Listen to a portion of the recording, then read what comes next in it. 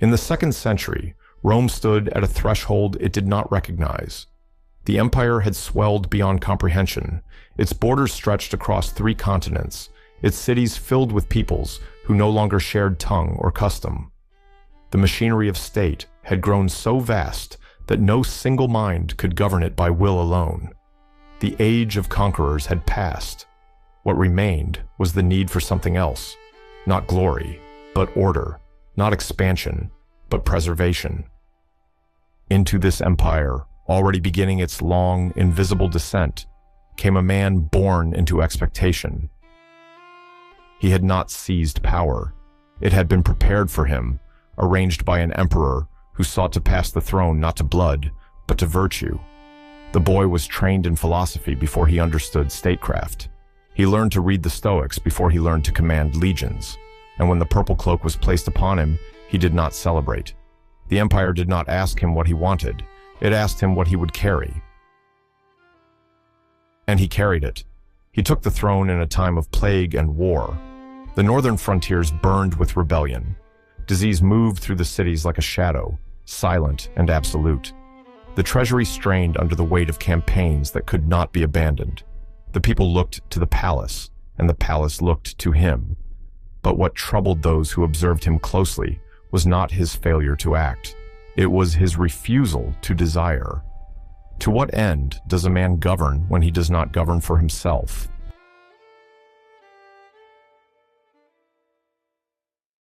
He ruled as though the throne were a post, not a prize. Each morning, he rose before the sun and wrote in private, not proclamations or decrees, but questions addressed to himself. He asked what duty required, what virtue demanded, what nature permitted. He did not write for history. He wrote as though he might forget.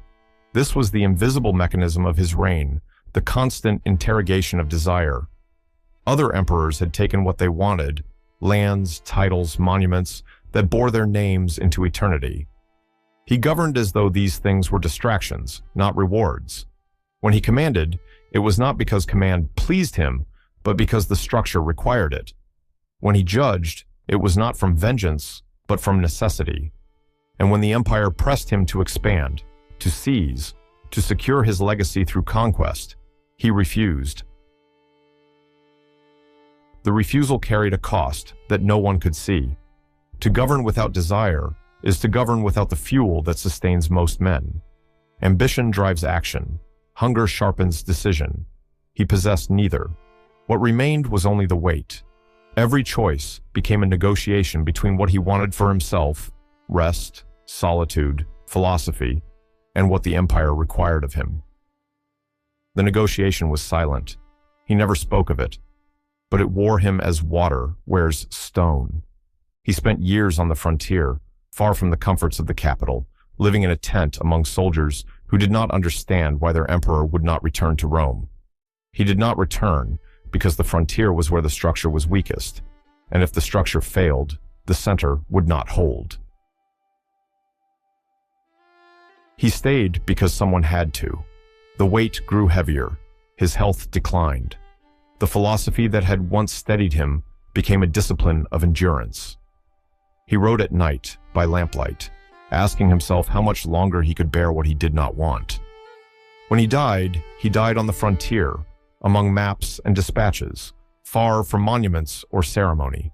The empire continued. The structure held for a time.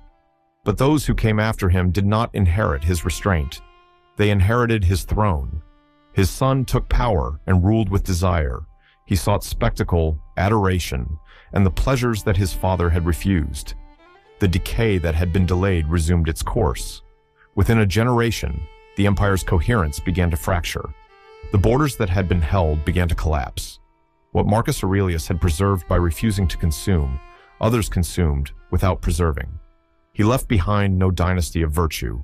He left behind only words, written in private, found after his death. They were not instructions.